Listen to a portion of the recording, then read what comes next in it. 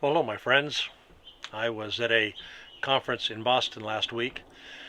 I planned to leave when the conference was over about 4 in the afternoon and drive till I was tired and then stop at a hotel, but the car was so quiet.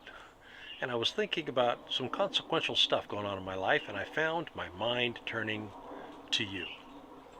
Now, some of you I've known a long time. We did this 30-year journey reimagining community together. Others I've met since I retired and started mentoring younger spiritual leaders, but this last week was kind of a big one in my life. Now, way back last January, I retired, but this week felt like a bookend to that. First, my youngest son got married last week. Then the next day, I left for Boston, where I was one of the moderators at a conference for leaders who were in the thick of what we did for 30 years, deconstructing and reconstructing spiritual community. Now, when I was there, it felt like I stepped into a grandparent-ish role. Now, I've been that in my family for a while, but this felt like the same energy in a community of leaders.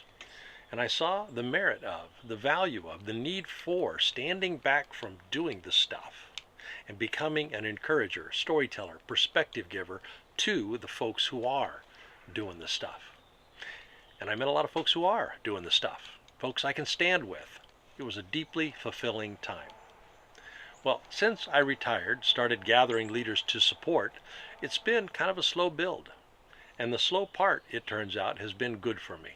Good in the sense that it really poked my ego. It stripped away defenses I thought I had laid down. But over the course of the year, sure enough, up came some fears. The fear that there wouldn't be a new act in my life, that the slow build was actually a final stop, that all that hard-won wisdom and experience would just sit on the shelf. Then throw in a dose of status loss and fear of irrelevance, and yeah, the year required a fair bit of spiritual work. So again, it was good. Good that it was so slow. Good that it's taken so much time to find younger leaders to support and to build the trust and affection that is necessary to support them. So last week, it was a week. A wedding that punctuated the end of one part of my life, launched our last child, fulfilled our obligation to the species. And seeing my next role begin to emerge at this conference, punctuating the beginning of another part of my life. So yeah, it was a quiet drive home.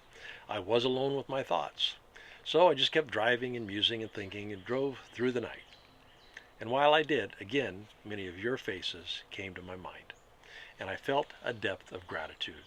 Grateful for those that I have known a long time who did this experiment with me. Grateful for those I've met since then who are becoming part of this new season of my life.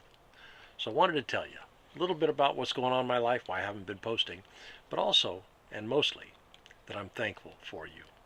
I will get back to posting next week or two. I've been thinking about two big words, polycrisis and metacrisis, how they are shaping our whole society and the role that spiritual communities could play so that we have something to offer this moment in history. But before I start doing stuff again, I wanted you to know this. I am very thankful for your role in my life that you have had and that you are now having.